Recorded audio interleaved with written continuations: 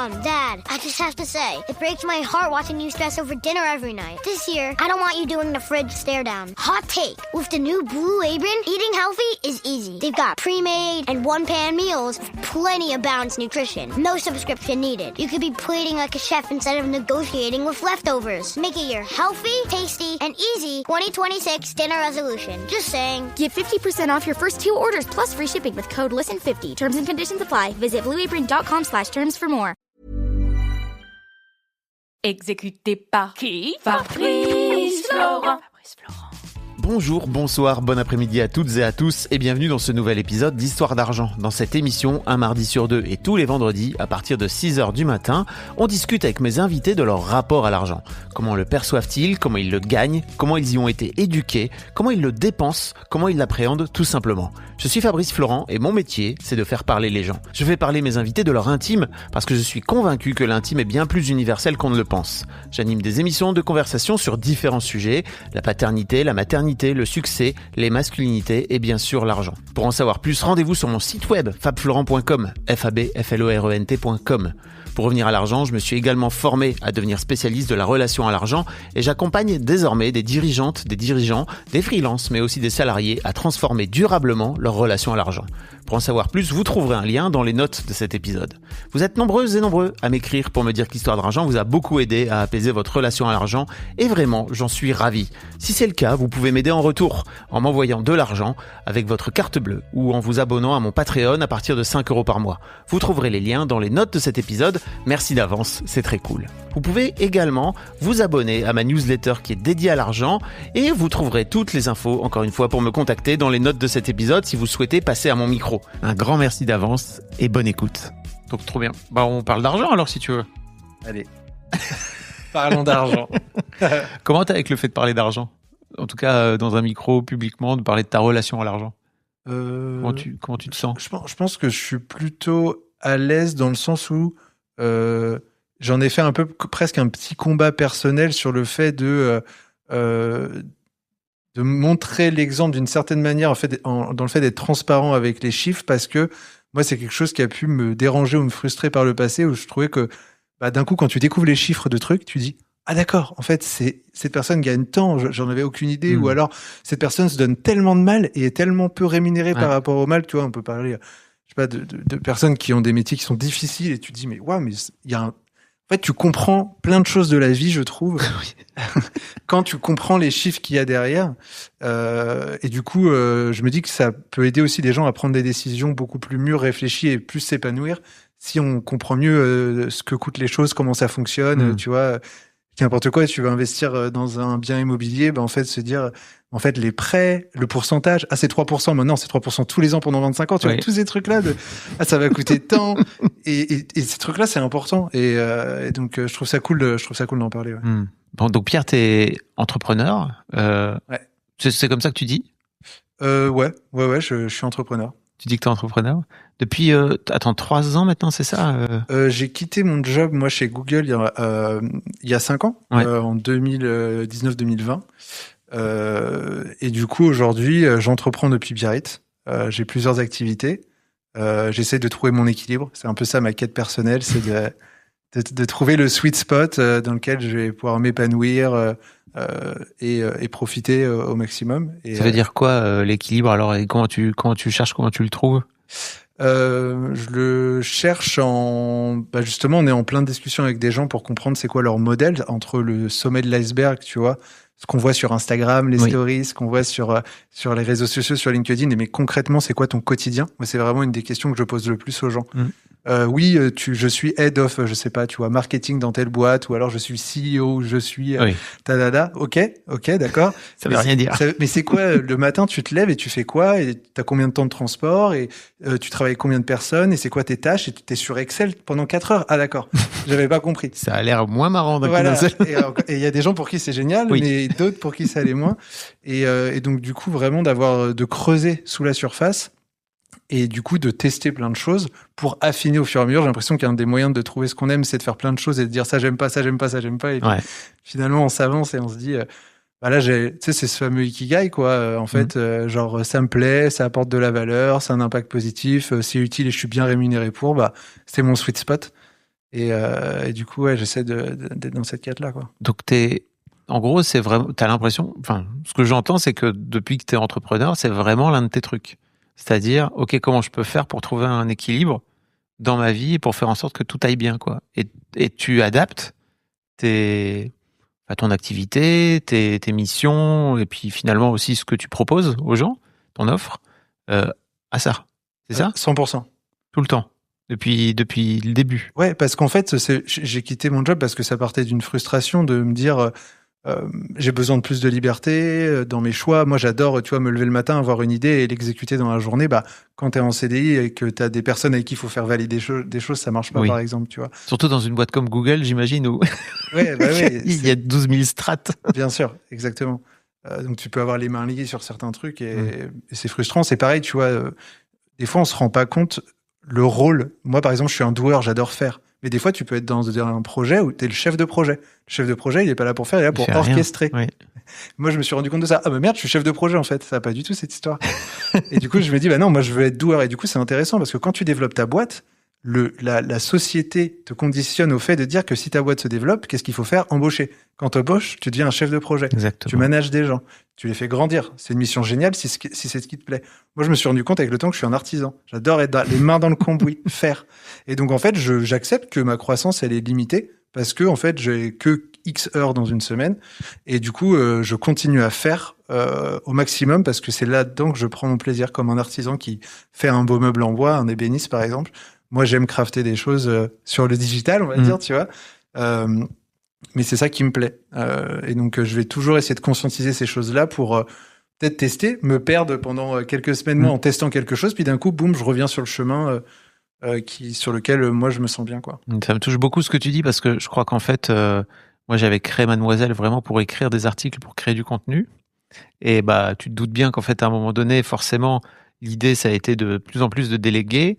Je m'étais gardé une bulle qui était en fait les interviews, tu vois, parce que c'est vraiment mon truc. J'adore faire ça. Donc en fait, j'allais interviewer, je sais pas, des artistes, des tas de gens et tout. Et puis de temps en temps, il y avait des sorties de cinéma. Et puis en fait, il y avait des junkets, tu sais, avec les grosses restas, quoi, tu vois. Et donc je trouvais ça toujours génial de se retrouver face à, tu vois, je sais pas, une énorme star d'Hollywood et à un moment random. Et ok, c'est quoi le truc?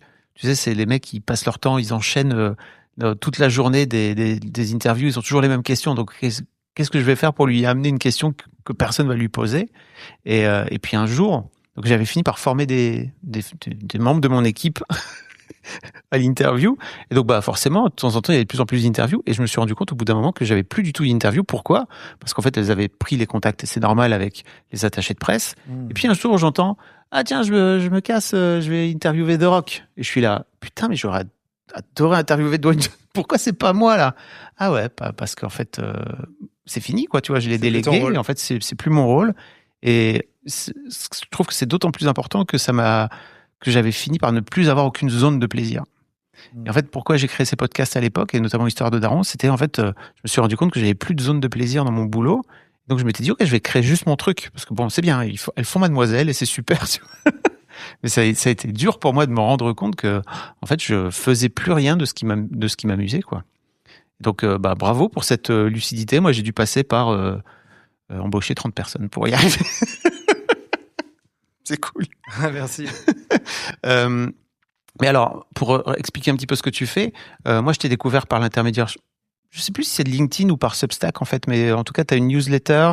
Tu fais aussi ce qu'on appelle du ghostwriting, c'est-à-dire que tu écris des posts, notamment sur LinkedIn, c'est ça, pour des gens? Ouais, en fait, moi, aujourd'hui, je partage ma semaine entre 3 activités. Tu peux mettre un peu. Voilà. Je partage ma semaine entre 3 activités. En fait, je suis cofondateur d'une communauté qui s'appelle Marketing Flow, qui rassemble des fondateurs, des respo marketing et des freelances qui bossent que sur des projets à impact. Et on s'entraide sur les sujets marketing pour les faire grossir plus vite. Ça me prend environ 2 jours par semaine. Après, donc ça, c'est la partie, on va dire, entrepreneur, cofondateur. Mais tu vois, dans cette boîte, on n'est que 2, mon associé et moi. Et donc, on a décidé aussi de rester sur un business très lean et de pas faire avoir une croissance folle, de pouvoir le gérer et que ça s'adapte à notre vie personnelle, à nos besoins. Ensuite, j'ai une activité de prestation de service, donc le ghostwriting sur LinkedIn, où j'accompagne 10 fondateurs en parallèle qui sont des fondateurs de projets impact positif, et je les aide à prendre la parole pour que ça augmente leur notoriété sur LinkedIn, ça leur génère du business, du chiffre d'affaires, des opportunités, et surtout, ils ont un message positif, et donc il faut que ça soit, tu vois, diffusé le plus possible, quoi. Et moi, c'est ça qui me fait un peu vibrer. Et puis après, je documente tout ce bordel depuis 5 ans sur LinkedIn, depuis 2 ans sur Substack avec ma newsletter, qui aujourd'hui est suivie par plus de 15 000 entrepreneurs, donc c'est vraiment trop cool. Et puis là, tu vois, cet été, j'ai lancé la partie podcast, YouTube et audio. Et à chaque fois, c'est à mon nom, c'est Pierre Guilbeault pour tous les médias. Parce que c'est une frustration des dernières années où j'ai beaucoup entrepris depuis que je suis étudiant. J'ai lancé beaucoup de projets. Et à chaque fois, il y avait un nom de projet avec un branding, avec un concept, etc. Et bien sûr, j'en ai échoué. Enfin, je les ai quasiment tous échoués. Hein. C'est le but. Mais voilà, c'est comme ça qu'on apprend et qu'on se fait les dents. Mais du coup, ce qui me frustrait, c'est à chaque fois de recommencer à zéro. C'est-à-dire que tu vois, moi, j'avais souvent la casquette marketing et du coup, tu te donnes du mal à faire sortir un concept de terre, à développer une audience autour et embarquer les gens dans l'aventure. D'un coup, tu te dis ça marche pas, prout, ça dégage. Et en fait, 1 an plus tard, tu recommences et en fait, il y avait peut-être des gens dans cette base de données-là qui pouvaient aller sur la prochaine idée, mais ils sont morts et en fait, ça n'existe plus, quoi. Et donc là, c'est pour ça que j'ai choisi que le média serait à mon nom, parce que je me dis, je peux pas m'ennuyer de moi-même, je peux pas en avoir marre, tu vois. Ouais. Si je fais de l'introspection, que je vais voir un thérapeute de temps en temps, etc., il y a pas un moment où je vais en avoir marre de moi et je vais m'abandonner, tu vois. Mais j'imagine que ça a dû être un vrai switch pour toi de te dire ok, maintenant je vais brander les trucs à mon nom, quoi. Alors qu'avant tu t'avais créé des marques dans lesquelles tu étais dans l'ombre, quoi, finalement. Ouais, bah du coup quand t'es cofondateur, t'es pas tu vois, t'es dans l'ombre sans être dans l'ombre, tu vois. Mais là en fait c'était aussi un besoin personnel de ne plus être défini par mes projets. Tu vois, parce qu'en fait pendant longtemps on m'a dit Pierre c'est le cofondateur de ça, ou alors il fait ça. En fait je suis plus que juste mon job, tu vois, et comme tout le monde on est plus qu'une facette, on a plein de facettes et j'avais envie de partager sur d'autres sujets et du coup pour moi c'était un bon moyen de pouvoir m'exprimer, quoi. Donc pour revenir à l'argent, tu utilises aussi ton Substack pour venir parler du business en fait de ton activité, c'est ça? Ouais, exactement, tout à fait. Tu peux raconter un petit peu? Ouais, du coup je documente l'aventure entrepreneuriale depuis 5-6 ans que je me suis lancé et donc je partage mon chiffre d'affaires, l'évolution et la diversification derrière, puisque tu vois avec Marketing Flow c'est une société, donc c'est une SAS, je me verse un salaire avec. Tu vois, avec Mégane on se verse environ, je pense qu'on doit être là à peu près à 2 000 € net par mois. Ensuite, j'ai la partie prestation de service où là, j'ai une EURL, donc c'est une société personnelle, où là, je génère à peu près 200 000 € de chiffre d'affaires par an. Et donc ça, c'est à la fois sur la partie ghostwriting, la prestat de service, qui doit faire à peu près 150, 160, et le sponsoring, du coup, parce que ce qui est trop cool, c'est que le média, je peux le sponsoriser. Ouais. Donc là, je suis à 20, 30 par an. C'est génial de réussir à, tu vois, tirer 20 000, 30 000 € d'une newsletter où tu viens raconter ta life, quoi. C'est cool. Ouais. Complètement. Ouais.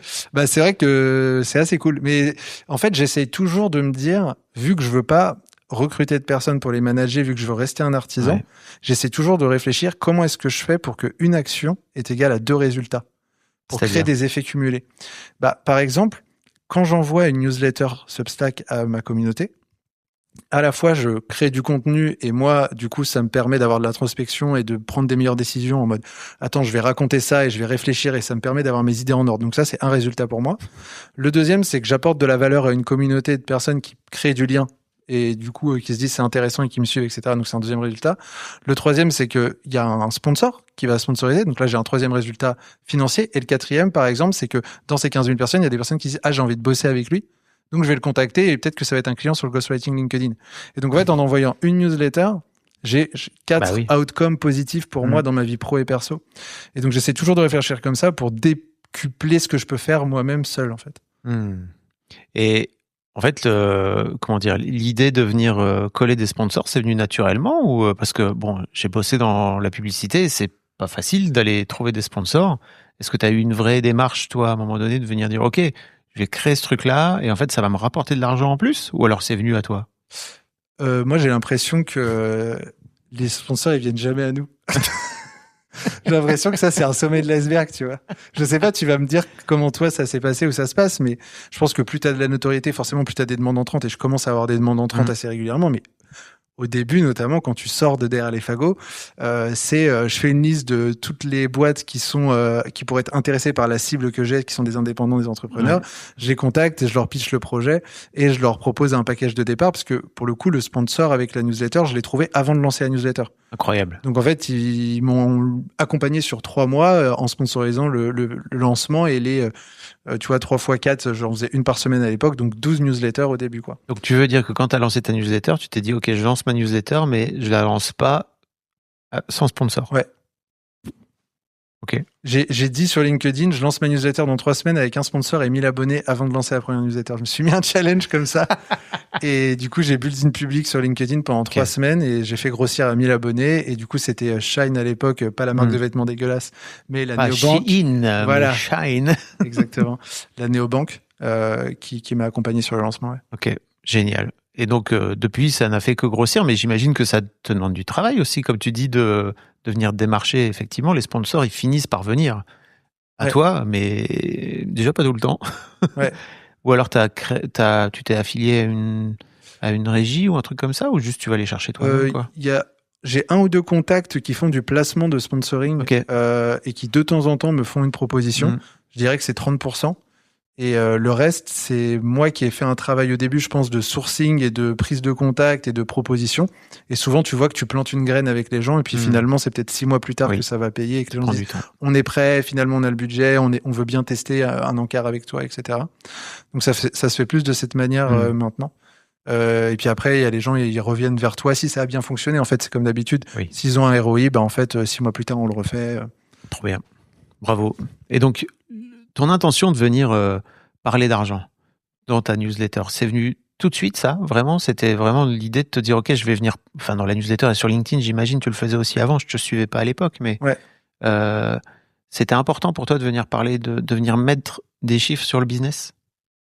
Oui, parce que... en fait, je voulais faire ce dont j'avais besoin. Tu vois, il y avait ce truc en fait, moi, j'ai besoin de comprendre comment ça marche.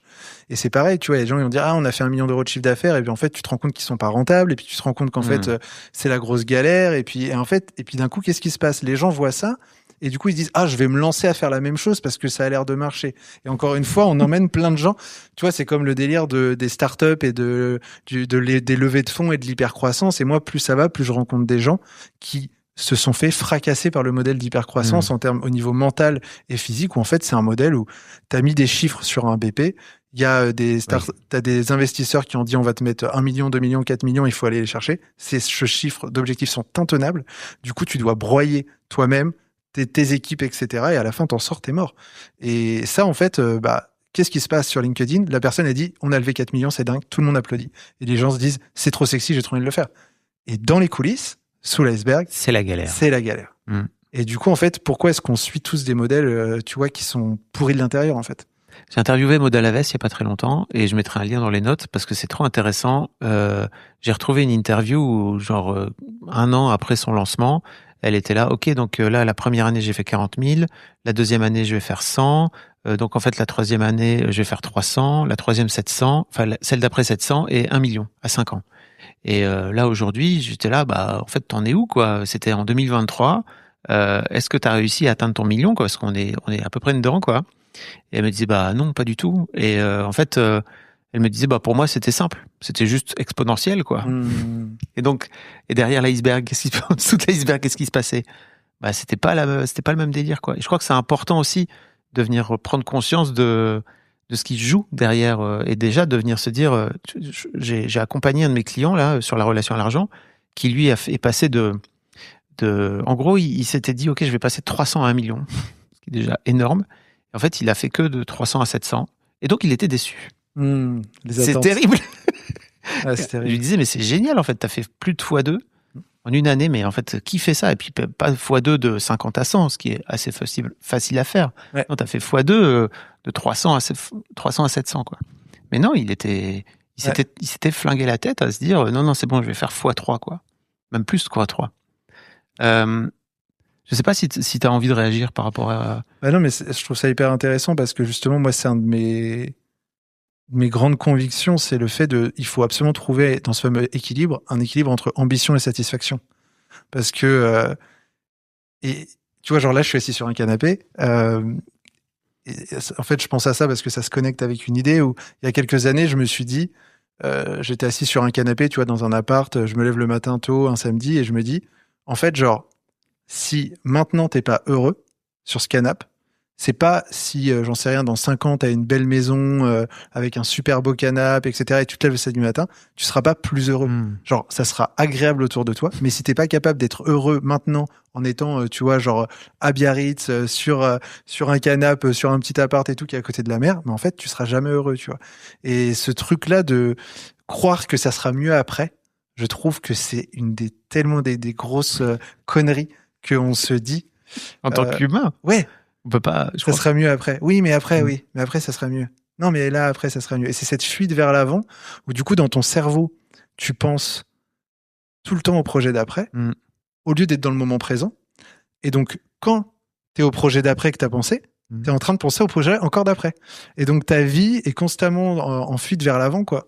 Et donc, c'est trop dommage. Et donc, pour revenir au sujet de satisfaction versus ambition, j'essaye de me trouver une espèce de sweet spot où, en fait, je me dis, l'ambition, ok, mais si le chemin, il est agréable et j'ai envie de le prendre et c'est ok, parce que, tu vois, dans les choses que je partage sur le côté, justement, sous l'iceberg et tout, récemment, dans ma newsletter, j'ai parlé de ça, du fait que j'avançais par cycle, où je passais de jachère à zone rouge.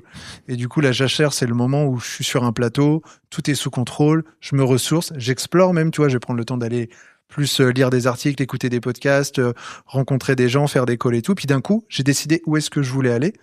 Et du coup, je sais ce qu'il faut faire. Je sais où je dois aller. Donc là, je me mets en mode œillère, focus, et j'y vais. Sauf que je sors du plateau, je commence à monter une marche, et donc je rentre dans une zone rouge d'inconfort, parce que pour avoir des résultats différents, il faut faire des actions différentes que tu connais pas forcément, etc.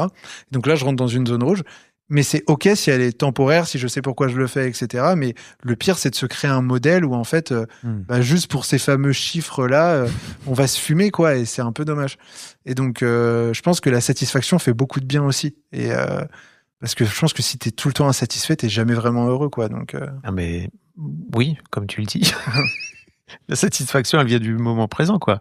De là, je suis assis dans un canapé, c'est bien, je suis heureux, quoi. Et on passe un bon moment. C'est ça. C'est-à-dire que c'est marrant parce que j'ai un de mes formateurs qui me disait, en fait, les gens, ils pensent toujours demain, ça sera ça.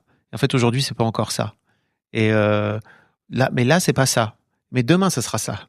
En fait, le jour où tu arrives où ça doit être ça, en fait, finalement, non, c'est pas ça. C'est demain que ça sera ça. Bref, c'est exactement ça. Mais t'as déjà été là-dedans? T'as déjà été dans ce truc, justement, ou alors c'est un truc qui t'est venu comme ça, je sais pas, à l'époque, tu vois, où tu bossais chez Google, peut-être t'étais plus jeune, quand t'as commencé l'entrepreneuriat. T'as pu être dans cette spirale-là? Ce qui est sûr, c'est que moi, à un moment, quand j'étais en dernière année d'études, un de mes objectifs, ou peut-être en césure, c'était de comprendre comment m'épanouir au quotidien. Et du coup, quand j'avais 23 ans, je pense, un truc comme ça, j'avais créé un blog qui s'appelait The Young Thinker, et j'interviewais des personnes qui avaient la trentaine et qui me semblaient épanouies pour comprendre pourquoi. Parce que je me suis dit, tout le monde fait une crise de la quarantaine, là, ou de la trentaine. Moi, je vais pas me faire avoir.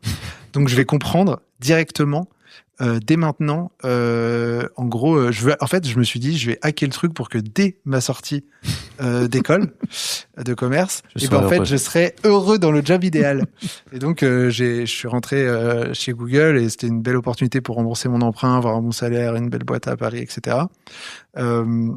Mais c'est là où je me suis rendu compte après que j'avais fait une erreur. C'est que j'avais cru que tu pouvais trouver le truc et que c'était fini. Alors qu'en fait, maintenant, je me rends compte que je passe mon temps à écouter mes signaux faibles. Ça peut être, si on prend le business, les signaux faibles du marché, comment est en train d'évoluer le marché, pour que je m'adapte. Moi, mes signaux faibles en termes d'envie et les futurs besoins perso, agrandir la famille, besoin de plus d'argent, ce genre de choses, etc. Donc, je passe mon temps à écouter mes signaux faibles, internes, externes, pour faire évoluer mon activité. Et en fait, je passe mon temps à me réinventer, en fait, au final, pour être toujours au bon endroit, au bon moment, et pas me sentir bloqué à un moment, de dire « Putain, merde, j'ai été... » Donc, tu vois, là, c'est des trucs d'anticipation, de préparer l'avenir. Ouais. Donc, du coup, d'avoir cette temporalité, de prendre ce temps-là dans le moment présent, sans non plus faire que ça, parce que sinon, t'es pas dans le moment présent, comme on s'est dit. Mais du coup, je fais attention à ça.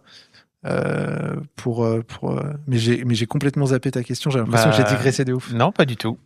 Je te demandais un petit peu si par quelles étapes t'étais passé, justement, avant d'en arriver à ok, en fait, moi, mon idée, c'est de trouver le bon endroit, quoi. Le sweet spot, comme tu dis. Ouais. Je pense que pendant le Covid, j'ai vu une vidéo de Simon Sinek qui m'a un peu pété le crâne. C'était une conférence sur son dernier livre qui s'appelait The Infinite Game. Où justement, il parlait du fait que on est tous en train de jouer des jeux finis. Où en gros, c'est genre la destination. Genre, je veux monter l'Everest comme Inoxtag, je veux faire 1 million d'euros de chiffre d'affaires, je veux faire ci, je veux faire ça. Et en fait, quand tu arrives à destination, c'est tellement éphémère, tu kiffes et en fait, le lendemain, ça y est, t'es en mode, je fais quoi maintenant, quoi. Baby blues. Ouais. Écroulement de tout le projet. Ouais, bien sûr. Et donc, du coup, ça m'a marqué. Je me suis dit, en fait, et donc, c'est là-dedans que, c'est à ce moment-là que je suis entré dans cette quête du quotidien. En disant, le quotidien, c'est le seul truc qui est pas éphémère. C'est routinier, c'est tous les jours. Donc, qu'est-ce que je fais du matin au soir? Avec qui? Pourquoi? Comment? Et c'est ça que j'essaye d'affiner au fur et à mesure. Trop bien. Ça devient d'où cette envie d'avoir une quête? Et je pose 2 questions à tous les gens, et on va y venir. La première, c'est, si je te dis argent, qu'est-ce que ça t'évoque? Aujourd'hui, je dirais confort mental et moteur pour réaliser des projets. Ok. Et quand tu dis aujourd'hui, avant c'était quoi? Avant, quand j'étais plus jeune, tu vois, genre j'ai plutôt pu avoir de la frustration, notamment quand j'étais adolescent et tout, parce que j'habitais dans une ville où entouré par un cercle d'amis qui pouvaient avoir des parents plus aisés financièrement. Donc il y avait un décalage qui se créait. Et du coup de ne pas comprendre, tu vois, quand t'as pas la maturité de comprendre en fait que y a des gens qui ont plus d'argent que d'autres, et en fait un sentiment même d'injustice, en fait, de dire mais pourquoi c'est pas normal et tout. Tu vois, moi j'ai un papa qui est policier, une maman qui est aide-soignante dans une EHPAD, donc c'est des métiers qui sont incroyables, qui sont d'ailleurs, tu vois, sous-valorisés, je trouve, financièrement par rapport à ce qu'ils apportent à la société. C'est sûr. Et moi, j'ai souvent vu mon papa, tu vois, le dimanche matin, tous les dimanches matins, un grand cahier à petits carreaux, avec tous les tickets de caisse, la règle, le stylo bic. Et il faisait les comptes pour gérer d'une main de maître, au centime près, les comptes pour optimiser les revenus familiales, pour faire en sorte que tout soit réalisable, qu'on puisse... tu vois, payer un appartement pendant nos études et voilà, nous habiller, enfin, tu vois, genre tous ces trucs-là, partir quand même en vacances, etc.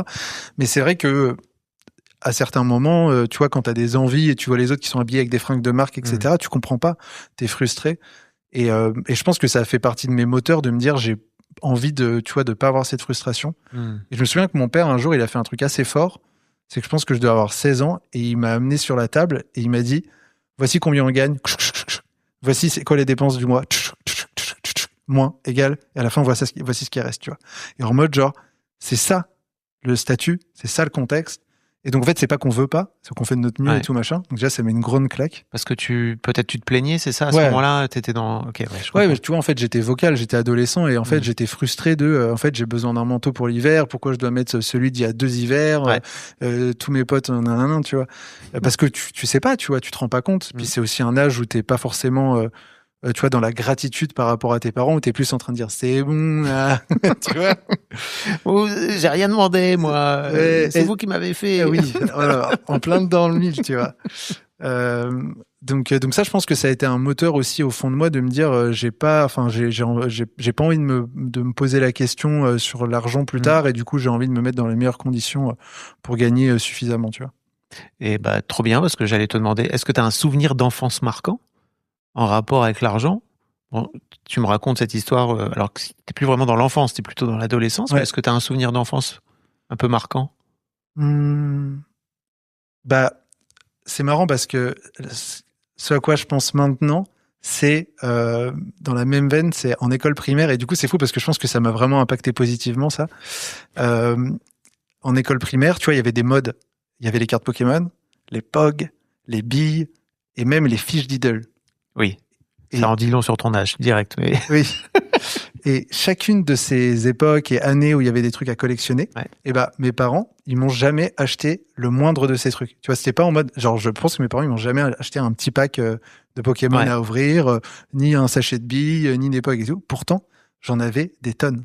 C'est-à-dire qu'en gros, il y avait la possibilité, tu vois, genre les billes, il y avait des délires où, tu sais, genre tu partais avec ta bille, l'autre partait avec sa bille, et tu tu tapais dedans Ouais. et le premier qui touche la bille de l'autre gagne la bille de l'autre. Ouais. Donc moi, par exemple, je demandais, j'étais en CM1, en CE2, à des amis, quand ils partaient le midi pour aller manger chez eux, de me prêter. Ils faisaient un prêt de billes, genre 4 billes. Moi, je les jouais entre midi et 2 et je gardais genre ceux que j'avais gagnés, tu vois. Donc il y avait un risque, mais je faisais ça, tu vois. Génial. Et les cartes Pokémon, j'ai une pile mais gigantesque. Et en fait, Encore aujourd'hui? bah non, malheureusement, vu la fortune que ça coûte en plus, ça vaut. Mais tu vois, je me souviens tu vois, on avait, tu sais, les tables où tu pouvais ouvrir, où tu mettais ta petite trousse et tout là.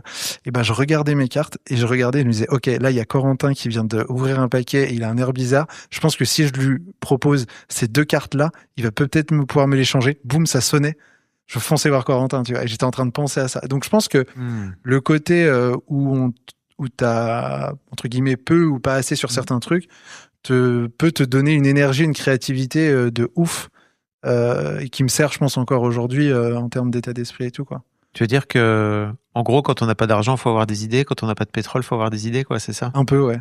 Ok. Bah, peut-être que C'est une chouette croyance, hein, ceci dit. Je sais pas, ouais. Bah ouais, c'est plutôt une croyance qui est pas. En fait, t'as pas le choix, quoi. Sinon, tu fais à quoi? Sinon, tu te dis, bah, moi, je joue pas avec les autres.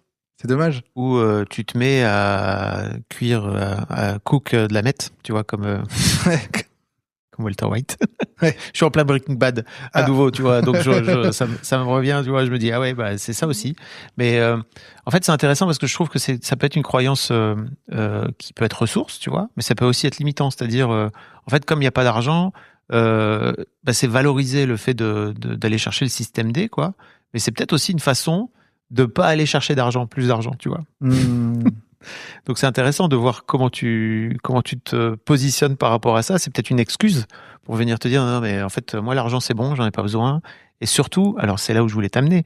Surtout j'imagine dans le milieu, comme tu disais tout à l'heure, tu as utilisé plusieurs fois, tu travailles pour des entrepreneurs à impact. Ouais. Ça veut dire globalement qu'ils vont faire en sorte d'avoir un impact positif sur la société. Ouais. De mon expérience, donc c'est quoi ça peut être des gens qui travaillent pour l'environnement. Ouais. Pour diversité, inclusion, voilà, bilan carbone, tu vois, recyclage, upcycling, tout ça. Donc globalement, des gens qui vont faire en sorte de faire le bien. Ouais. D'expérience, moi, ce que j'ai vu, c'est que c'était difficile pour ces boîtes-là d'avoir des projections positives sur l'argent. Ouais. Généralement, l'argent corrompt, l'argent est sale. Si t'as de l'argent, bah en gros, tous les milliardaires, bien sûr, en fait, c'est tous des salauds et ils détruisent la planète. Et sans aucun doute, c'est vrai, quoi, tu vois, par plein d'aspects. Et toi, t'arrives et tu viens pour faire en sorte de leur faire gagner de l'argent. Ouais. Comment ça se passe? Quelle est ta posture? Tu vois ce que je veux dire? Tout à fait. Bah, tu vois, c'est dans cet objectif-là que j'ai créé Marketing Flow il y a 5 ans, parce qu'en fait, quand je me suis lancé en indépendant après Google, j'ai accompagné plusieurs boîtes à passer le million d'euros de chiffre d'affaires en mettant en place leur stratégie de croissance. C'était des boîtes à impact, comme les Mini-Mondes, c'est des jouets en plastique recyclés made in France. Beam Energy, c'est un panneau photovoltaïque que tu plugues chez toi en 1 heure. Smala, c'est des fringues de seconde main pour tes enfants. Et donc avec Megan, mon associé, on les a pris un par un et pendant 3 mois, 6 mois de taf intensif, boum, on passait le million. Et du coup, après, on a eu beaucoup de demandes entrantes de personnes qui disaient « Est-ce que vous pouvez nous faire la même chose ?» D'autres boîtes à impact. Donc, c'était génial. Et en fait, c'est à ce moment-là qu'on a créé la communauté Marketing Flow, la plateforme. Et puis, on a eu ce truc qui revenait tout le temps de dire « Je veux pas faire de marketing, je veux pas faire de croissance. » tu vois. Et donc, on a dû... Sous-entendu, je veux pas gagner d'argent. Bah, il y a un peu de trucs... En vrai, c'est ça. Oui, parce que c'est mal, tu vois. C'est le capitalisme. Tu vois, on va directement là-dedans, quoi. Et donc, on a essayé tu vois, on a fait un travail de 6 mois pour co-créer avec les membres le guide du marketing responsable pour expliquer que le problème, c'était pas, par exemple, ça c'est pas l'argent ou c'était pas le marketing, c'était ce qu'on en faisait et comment on l'utilisait. Tu vois, c'était pas d'envoyer un email pour dire tu as laissé le truc dans le panier, t'as moins 50% pendant 24 heures et sinon il part, tu vois, le marketing intensif, le fameux truc, la relance intensive. Oui. Ou alors d'envoyer un email en disant tu l'as zappé dans ton panier, mais voici les rappels des petits bénéfices cool si tu passes par nous, voici l'impact positif de notre produit, etc. Et là on est dans la pédagogie, dans l'éducation et ça a rien à voir en termes d'approche, tu vois.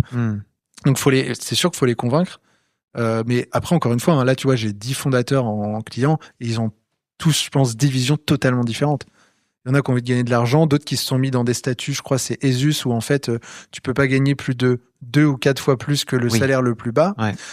Donc, tu vois, il y en a qui sont structurés d'une manière pour que la gouvernance, elle soit hyper clean à leurs yeux, etc. Donc, hyper clean dans le sens où ils gagnent pas trop d'argent par rapport au salaire le plus bas, quoi. Oui, et que c'est contrôlé, tu vois. Oui. C'est ça. Que ça peut pas déborder malgré ce qui va se passer dans la boîte, ouais. Tout Ils à fait. peuvent pas commencer à être pétés de thunes, quoi. Ouais. Et moi, j'avoue que c'est aussi pour ça que je partage mes revenus et mon chiffre d'affaires dans ma newsletter. C'est pour justement expliquer qu'il y a Moi, mon métier, c'est de raconter des histoires et j'ai envie de raconter une histoire en disant, en fait, il y a un autre monde qui existe, une autre vision où on peut faire de l'impact positif et très bien gagner sa vie.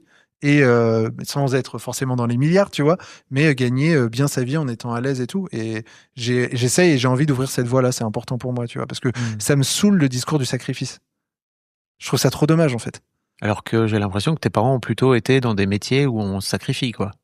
Ouais. Bah, en tout cas, moi, je fais des ponts, mais ouais, bah, en fait, oui et non, parce que moi, ce qu'ils ont dégagé de leur travail, c'est qu'ils ont toujours aimé leur travail. Ils se sont jamais plaints d'aller au travail.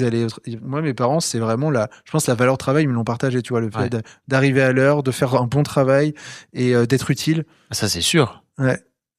Mais tu vois, pour moi, il y a une différence entre typiquement être utile et être aussi dans une forme d'altruisme. D'altruisme et pousser jusqu'au, tu vois, typiquement, le métier d'infirmière, c'est un métier. Ma maman, elle est ultra altruiste. C'est un truc de fou. Mais, ok. Et donc, elle a réussi à pas tomber dans le sacrifice. Tu crois? Je sais pas, t'entends quoi par cette question? Par être au service des autres, dans la générosité au point de se marcher dessus.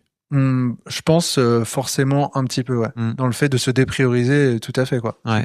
C'est clair. Et tu vois, ce que j'entends aussi, c'est qu'il y a beaucoup de boîtes, comme tu dis, à impact, qui ont tendance et dont les patrons ont tendance à se déprioriser aussi, au nom d'un truc, et notamment en termes d'argent, au nom d'une cause plus grande qu'eux. Ouais, carrément. Et donc, comment tu fais, toi, avec ces boss? Comment tu fais avec ces boss pour les amener aussi, parce que j'imagine que tu fais pas juste que leur écrire des trucs. tu parles avec eux aussi, quoi, tu vois. Ouais, bien sûr, tu vois, genre on passe des heures à discuter, à échanger sur plein de sujets, et il y en a qui ont des points de vue plus ou moins clivants sur des trucs, mais après, moi je suis là pour les aider à développer leur boîte, et après, ce qui se paye en salaire, c'est une autre histoire, tu vois. Ouais. Mais quand même, globalement, je pense que vu qu'ils ont mis l'impact positif au cœur de leur proposition de valeur, de leur mission, ils sont quand même très contents que la boîte se développe et que, tu vois, il y ait plus de clients qui l'utilisent, qui l'adoptent et qui passent à l'action, quoi. Donc, moi, j'ai l'impression que pour ça, ils sont plutôt alignés et contents, quoi. Ok. Bon, et toi, en tout cas, t'es assez aligné et content aussi sur là où tu te trouves, quoi, par rapport à ça. Ouais. Par rapport à tout ce système. Et d'où ça t'est venu aussi, ce truc de venir dire, ok, mais, et en fait, c'est quoi l'idée derrière de venir dire, en fait, vous pouvez être à la fois une boîte à impact et en même temps gagner de l'argent? Parce que ça va parfois à l'encontre de, justement, tu vois, de ces boîtes. Ouais. Je sais pas, en fait, moi j'ai l'impression qu'on vit quand même dans une société où t'as besoin d'argent pour vivre et te faire un peu kiffer, quoi. Donc en fait. Alors pas pour vivre, je le dis souvent dans le podcast. Ouais. Parce que la vie tu l'as, mais en tout cas pour payer ce que t'as envie de faire dans ta vie, quoi. Exactement. Ouais, carrément. Parce que derrière l'expression gagner sa vie, je le dis parce que de temps en temps je le répète dans le podcast, derrière l'expression gagner sa vie, il y a l'idée qu'en fait si t'as plus d'argent, tu vas perdre ta vie. Elle est dingue cette expression quand tu réfléchis 2 secondes, quoi. C'est que si t'as plus d'argent, d'un coup d'un seul, t'as plus ta vie. Mais non, t'as quand même ta vie. Quoi qu'il arrive, t'as tes ressources, t'as tout ce que t'as emmagasiné comme expérience dans ton existence. Et donc, même si à un moment donné où t'as plus d'argent, t'as quand même les moyens de rebondir sur juste ce que t'as appris, quoi, pendant toute ta vie. Bon, bref. Ouais, quitter, ouais. Tout à fait. Pardon, je t'ai semé un peu. Non, mais oui, comme tu disais, c'est important aussi d'être dans une conscient qu'en fait, on est dans ce modèle capitaliste aujourd'hui, quoi. Ouais, et en fait, c'est ce truc de Atlas ou un truc comme ça, je sais plus, c'est le fait de croire qu'on a tout le monde sur nos épaules. Ouais. En fait, ça ne sert à rien, quoi. En fait, moi, c'est vraiment, tu vois, genre, c'est peut-être dur ce que je vais dire, mais je trouve que l'éco-anxiété ne sert à rien. Tu vois, mais je veux dire, en fait, c'est quelque chose de réel. Ouais. C'est quelque chose que, quand je dis que ça sert à rien, c'est que ça peut impacter des gens à se mettre en action, etc. Donc ça peut avoir, tu vois. Mais le fait de se mettre dans le mal et d'être dans le mal ne va rien changer autour de soi. Ah, c'est sûr. Et du coup, c'est dommage, tu vois. Donc en fait, il faut aussi composer avec l'environnement dans lequel on est, essayer d'en faire et je pense que si t'es pas bien, si t'es trop dans le sacrifice, et en fait, est-ce que tu peux vraiment impacter positivement les gens autour de toi, tu vois? Ça, je trouve ça compliqué, quoi. Je crois pas. Et surtout quand tu finis par te sacrifier toi, en fait, avant tout, faut faire en sorte d'avoir le masque à oxygène avant toi-même, avant de pouvoir le filer à quelqu'un d'autre à côté de toi, quoi. Mais en fait, je me demandais à quel point ça parlait de ton histoire aussi, tu vois, et notamment d'avoir vu tes parents être dans des métiers, encore une fois, où c'est avant tout de l'altruisme et pour avoir interviewé plein de gens qui sont aussi dans des métiers comme ça de soins, ils ont aussi souvent du mal à prendre soin d'eux, quoi. Ça te parle, ça ? Ouais, un peu, je pense. Un peu, ouais. Ouais, c'est vrai que le fait de le self-care, tu vois, moi, c'est quelque chose que aussi je découvre sur les dernières années, notamment avec l'aide de ma femme, qui est très forte là-dedans. Les femmes. Heureusement qu'elles sont là pour qu'on prenne soin de nous. Mais oui, c'est sûr que le fait de se prioriser et de faire attention à soi et de se faire des plaisirs et ce truc-là, c'est pas forcément un modèle que j'ai vu, tu vois. Et du coup, c'est aussi un truc que j'essaye aussi de faire attention. C'est important. Et des fois, c'est juste des petites choses qui sont pas forcément plus coûteuses, mais qui font du bien. Tu vois, genre le fait d'aller au bord de la mer et se prendre un café et regarder l'océan, ça coûte 1,50 € ou 2 €. Mais des fois, c'est une barrière mentale qui fait que t'as pas l'argent dans ta tête pour le faire. Et c'est dommage. T'as pu être là-dedans ? Je pense pas que j'ai pu être là-dedans, mais je pense qu'à un moment, mes parents ont pu l'être. Oui. Tu vois ? Et donc, tu vois, d'avoir eu ce modèle-là, à un moment donné, forcément, en tant qu'enfant, on vient aussi projeter des choses sur, ok, donc c'est comme ça qu'il faut prendre soin de l'argent, quoi. Ouais, il faut faire attention, etc., quoi, pas trop dépenser et tout. Et du coup, aujourd'hui, le fait de pas être salarié, ou en fait, je vais caricaturer un peu, mais peut-être que quand t'es salarié, t'as un revenu mensuel qui est capé. En fait, t'es plus dans une démarche d'optimisation, en se disant, je vais faire attention à ça, et j'ai un cadre et j'optimise dans ce cadre. Et le fait d'être entrepreneur où il n'y a pas vraiment de plafond et ça dépend juste de moi, je vais plus être dans un état d'esprit peut-être plus un peu plus d'abondance, où je vais plus réfléchir à ça, je fais cette dépense, mais au pire je prendrai un autre client, tu vois. Ok. C'est un truc que tu fais ? Ouais. Ok. En fait, je suis plus là, si c'est plus le projet qui va définir. Tu vois, j'essaie d'avoir une entreprise, une activité professionnelle qui est au service de ma vie. Donc c'est ma vie perso qui va impacter combien je vais gagner, versus l'inverse, en mode j'ai tant, du coup je peux que faire ça. Ouais. C'est intéressant parce que tout à l'heure, donc tu sais, je te racontais, on a un bootcamp avec des personnes, donc on a une promo de 13 personnes, et il y avait une des personnes qui est salariée et qui nous entendait parler entre entrepreneurs, tu vois, j'ai décidé de m'augmenter, et là, en fait, et donc l'un des membres disait... jusque-là, en fait, je révisais mon salaire tous les 12 à 18 mois. J'ai décidé d'aller plus vite et en fait de réviser mon salaire tous les 6 mois maintenant. Et l'une des membres qui est salariée, elle disait, je trouve ça génial en fait de pouvoir décider combien je me rémunère. Et l'un des entrepreneurs disait, ouais, mais faut voir aussi ce qui est en face sur la balance, quoi. Tu vois, c'est pas aussi simple entre liberté et sécurité. Comment t'as fait, toi, pour passer ce cap, justement ? T'as été salarié pendant longtemps, non, chez Google pendant... Non. Je croyais. Ah ouais. Ouais. Okay, pourquoi j'avais en tête que t'étais resté beaucoup plus longtemps ? Je sais pas pourquoi, mais ok. Non, j'ai fait... Ah oui, donc t'as toujours eu l'envie de monter ton truc. Ouais, j'ai monté plusieurs projets avant de rejoindre la boîte, et c'était l'opportunité. En fait, j'étais beaucoup à l'étranger avant. Et du coup, je me suis dit, c'est cool de pouvoir revenir à Paris, me rapprocher des amis et de la famille. Et en fait, j'ai fait 1 an là-bas, puis après, j'ai continué 1 an en freelance. Où là j'ai bougé de Paris et oui j'ai fait que 1 an au final dans une entreprise, quoi. Donc et c'est l'une des raisons, tu crois, pour lesquelles tu as toujours eu envie de monter ta boîte, c'est-à-dire d'avoir vu tes parents qui étaient un peu comme tu dis enfermés, tu vois, dans leur revenus finalement. En fait, le truc c'est que en travaillant chez Google, j'étais très bien payé, tu vois, donc en fait ça c'était quand même un truc où financièrement et surtout en fait tu vois, j'avais 25 ans. Donc en fait, à 25 ans, t'as pas des grosses ambitions démesurées de revenus, et puis t'as pas de charges, tu vois, t'as pas en théorie. Je connais des jeunes de 25 ans qui ont envie de. Tu vois, j'ai une personne en tête qui travaille dans la finance et qui me disait, en fait, moi, j'ai envie de devenir millionnaire avant 30 ans. C'était son objectif, tu vois. Ouais. Donc bon, ça vaut ce que ça vaut, tu vois, mais. Je me demandais aussi à quel point c'était pas aussi venu de ton histoire à toi, et forcément, tu sais, il y a un autre truc dans la relation à l'argent qui est important, c'est les loyautés qu'on a par rapport à nos parents. Et c'est super dur de passer très jeune le revenu que tes parents ont gagné et peut-être à la fin de leur carrière professionnelle, quoi. Ouais. Donc, tu vois, il y a peut-être ça aussi, quoi. Je sais pas comment tu l'as vécu, toi. Bah, moi, je pense que c'était plus, tu vois, pour mes parents, une fierté. Ouais. Tu vois, donc ça, c'était plutôt cool et beau à vivre, tu vois, se dire, bah, c'est trop cool. Enfin, moi, je sais que mon papa, un jour, il m'a appelé et il m'a dit, je suis fier de toi, mon fils. Maintenant, j'ai un petit frère et une petite sœur qui sont quand même beaucoup plus jeunes. Et maintenant, bah, en fait, je sais que, enfin, je vais plus m'occuper, entre guillemets, sur l'avenir de ton frère et ta sœur, mais toi, ça y est, t'es sur des rails et tout. Et c'est vrai que ça, c'est assez libérateur d'entendre ça de son papa, je pense.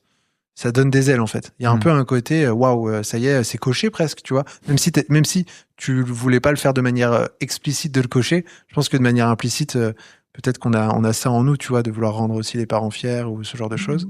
Très souvent. Ouais. Je pense. L'expérience. Donc, oui, c'est sûr qu'il y a eu ça. Mais après, moi, j'ai quand même eu le truc où, tu vois, quand j'étais chez Google, et bah, le fait de, je sais pas combien, je devais être à, je sais pas, 3500, un truc comme ça, tu vois, net.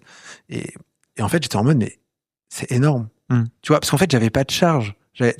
T'as pas un enfant, t'as pas de crèche, t'as pas de truc, j'avais pas de voiture. Donc, en fait, t'es en mode, bah, en fait, ça y est, genre, j'ai plein d'argent. Bah, c'est cool. Mais du coup, bah, moi, je suis pas quelqu'un de flambeur. Donc, plutôt, bah, là, direct, je suis dans le truc, j'ai gossé la cage, j'ai de l'argent. Maintenant, comment je fais pour que ça soit plus cool et que je préfère et que ça soit aligné avec mes valeurs et que, tu vois, je prenne le plus de plaisir possible, quoi. Et c'est ce que j'ai revécu, 1 an après Google, où en fait, j'ai du coup eu Google en freelance, puis après, j'ai commencé à accompagner les fameuses boîtes en freelance que j'accompagnais, les millions et tout. Là, rapidement, j'ai fait 4 000 € de chiffre d'affaires par mois. Donc, en fait, je regagnais ce que je faisais chez Google. Et en plus, je le faisais en 2-3 jours par semaine. Donc là, c'est encore plus, tu vois, du coup. Et du coup, je me suis dit, bah, c'est cool, mais en fait, ça y est, en fait, je gagne encore très bien ma vie. Je veux pas forcément plus. Donc, c'est là où je me suis dit, bah, je vais lancer un side project et que j'ai lancé Marketing Flow. Pas forcément dans une volonté de gagner plus d'argent, plus dans l'idée de dire comment on va aider les gens, aider plus et utiliser ce temps pour faire des projets. Et après, si ça se rémunère, cool. Mais j'avais vachement ce truc de, en fait, peut-être que c'était une barrière mentale aussi, tu vois, de, en fait, ça y est, j'ai 3-4 000, c'était ma barrière mentale de, c'est déjà beaucoup, tu vois. Sans doute. Ouais. Et du coup, je me suis plus dit, bah, dans ce cadre-là, maintenant, il faut que j'optimise pour que ça soit plus cool versus faire plus pour plus, tu vois. Et donc maintenant, ça me dérange pas de faire plus, mais il faut que ça soit toujours aussi cool. Ok. Bah, trop bien. C'est-à-dire que tu mets ton bien-être avant tout. Ouais. Comment t'as fait pour faire péter cette barrière mentale du 3-4 000 € là? Il y a un moment, je me suis dit, en fait, j'ai une entreprise, j'apporte de la valeur. Si les gens me payent un montant, c'est parce que ils ont un retour sur investissement et donc ça apporte de la valeur à leur entreprise. Et donc, en théorie, si ce que je fais, je le fais pour un projet qui a du sens à mes yeux et que bah, du coup, le chiffre d'affaires est lié à un retour sur investissement positif des entreprises, plus j'ai de chiffre d'affaires, c'est-à-dire plus j'apporte de la valeur. Et donc, en fait, ça, c'est juste un miroir de la valeur que j'apporte à des entreprises, à la société, etc. Et donc, bah, il n'y a pas de limite, quoi. Okay. À part celle que je m'impose pour pas travailler juste comme un abruti, tu vois. Ok. C'était ma manière de recraquer le truc, quoi. Ok. Et t'as la sensation qu'à ce moment-là, t'as fait péter ce plafond de verre, là? C'est ça? Ouais. Ok. Et notamment par rapport, j'imagine, aussi à tes parents, quoi. Bah oui, clairement. Ok. Et aujourd'hui, t'es à l'aise avec le fait de gagner tout cet argent par rapport à tes parents et tout? Il y a pas de problème? Non, ouais, je suis. Bah, en fait, je leur partage avec mon père. Il est ma newsletter. et je pense que ma mère aussi. Ouais. Et en fait, ils sont juste trop contents, tu vois. Enfin, ils se disent, c'est trop bien, on est content pour eux. Enfin, tu vois, ils disent pour eux parce que maintenant je suis marié et du coup, on est une famille, tu vois. Mais c'est juste de la good vibe, tu vois. Comment tu parlais tout à l'heure de prendre soin de toi et du fait qu'en fait ta femme t'a aidé aussi à prendre soin de toi. Comment l'argent est venu jouer un rôle là-dedans pour toi? Bah tu vois, par exemple, ma femme, elle peut je sais pas, elle est forte à avoir ce goût du beau. Tu vois, genre moi c'est un truc où le design je suis vraiment pas très bon et elle aime tu vois, elle peut vraiment apprécier des beaux objets, un bel endroit, etc. Et pour moi, quand on s'est rencontrés, tu vois, moi, mon profil, c'était je dépense pas plus de 30 € dans un hôtel parce que le plus important, c'est l'expérience qu'on vit dans la journée et on peut dormir sur un futon par terre, on s'en fout. Et tu vois, je faisais des trips avec un pote, on partait en stop et en skate électrique dans des pays d'Europe et on habitait chez l'habitant, tu vois. Ok. On se logeait chez l'habitant et on partait 7-10 jours et c'était ouf comme expérience, mais du coup, c'était mon style de voyage, full expérience, aventure et tout, où elle était en mode un bel hôtel et du self-care. Donc vraiment le choc. Et je pense qu'on a réussi tu vois, avancer l'un vers l'autre parce que je l'ai emmené on a fait le Kilimandjaro à deux. Donc tu vois, c'était quand même cool. Et moi maintenant, j'adore aller dans des très beaux hôtels. Et du coup, j'ai plus du tout cette vision de c'est une nuit. Et du coup, tu payes des fois 300, 400 balles la nuit et c'est débile pour de 20h à 7h du matin, tu vois. En fait, j'arrive, je sais pas, en début d'après-midi jusqu'au lendemain. Et en fait, je me dis, c'est un moment où je me ressource. Je suis dans un endroit qui est beau, qui est fait pour prendre soin des gens, en fait. Et je vais prendre un livre, je vais bouquiner. Et en fait, ça fait un bien fou. Et là, je suis en mode, ça, c'est du self-care, tu vois. Ou le fait, par exemple, de comprendre aussi qu'on n'avait pas tous la même vision du self-care. Tu vois, il y en a qui vont dire, moi, je vais me payer un massage, je vais m'acheter, je sais pas, un goodies, un truc. Moi, j'avais du mal avec ça. Mais par exemple, moi, j'ai commencé à me racheter des mangas.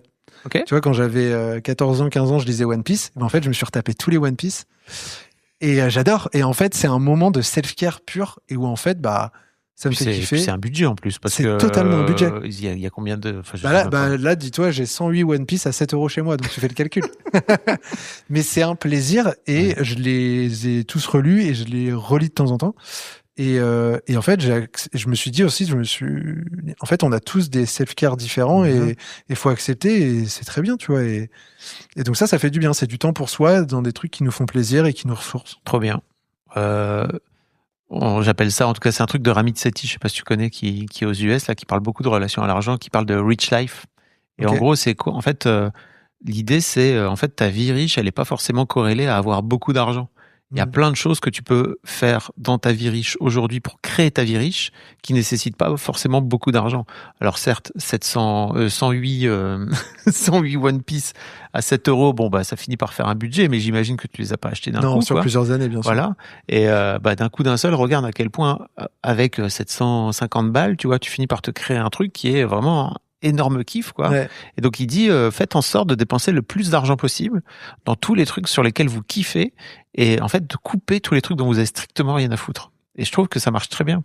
Après, autre chose, c'est que peut-être que t'en as marre de partir en skate parce que tu as aujourd'hui 30 ans et un enfant. C'est peut-être ça aussi qui fait que, il y a un moment donné où dans la vie, c'est peut-être aussi sympa de se foutre dans un bel hôtel, quoi. Je sais pas. Ouais, il y a un peu de ça. Après, là, c'est plus aussi le fait qu'effectivement, depuis que je suis papa, il y a aussi moins le temps de partir 10 jours avec un pote. Tu vois, faut aussi choisir. Et c'est des cartes joker, donc il faut bien les choisir. Des cartes joker. Ok. Est-ce qu'il y a un sujet sur l'argent sur lequel, sur ta relation à l'argent sur lequel je t'ai pas amené, dont tu aurais aimé parler? Je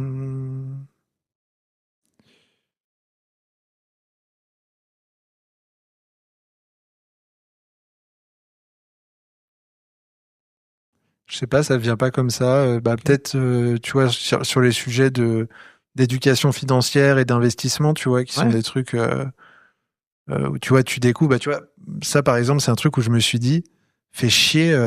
Tu vois, le fait d'ouvrir, je sais pas, une assurance vie ou un PEA à tes enfants, par exemple, quand tu comprends comment ça fonctionne, tu te dis, bah merde, pourquoi mes parents ne m'ont pas ouvert? Parce qu'en fait, même avec quelques euros par mois ou même pas grand chose, en fait, juste t'as les délires où tu découvres que si tu l'ouvres pendant 5 ou 8 ans, et ben en fait, si après quand tu sors cet argent-là, t'as une plus-value qui est moins taxée, et du coup c'est juste des petites choses bêtes, entre guillemets, mais que quand tu sais pas, voilà, et moi du coup j'ai découvert tout ça entre 25 et 30 ans, quoi. Oui.